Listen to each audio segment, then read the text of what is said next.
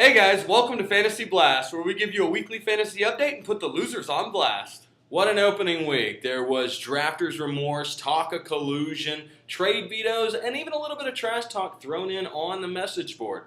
Granted, it was between two teams that weren't even playing each other, and it appeared to fizzle out quicker than their team's performances. So how did our teams do this week? Who won, who lost, and who played so poorly they should just delete their account? Well, the Houston porn stars got shafted this week, bending over and enjoying the business end of a fostered banana. Pulling out after only giving her fill, Banana's foster jammed in a hard win, 119-86.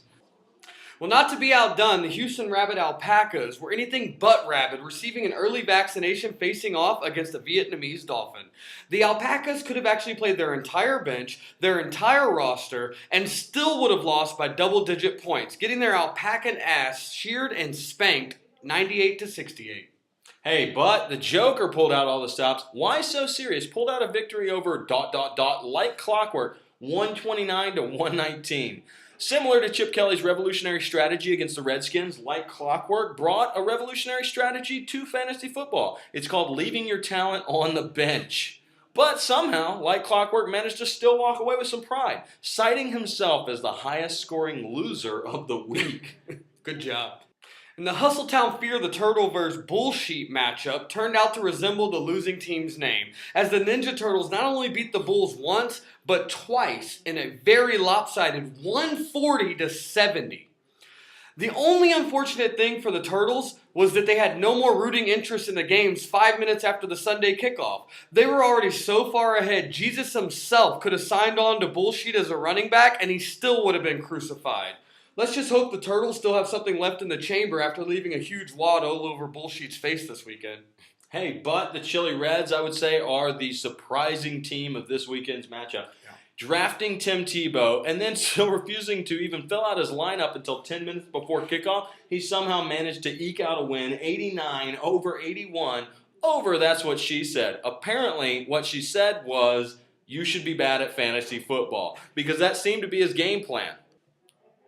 And for the final game of the week, we had quite the barn burner. After ITZY2 jumped out to a 46-point lead riding the sack of Peyton Manning, he was abruptly stopped by Team Go.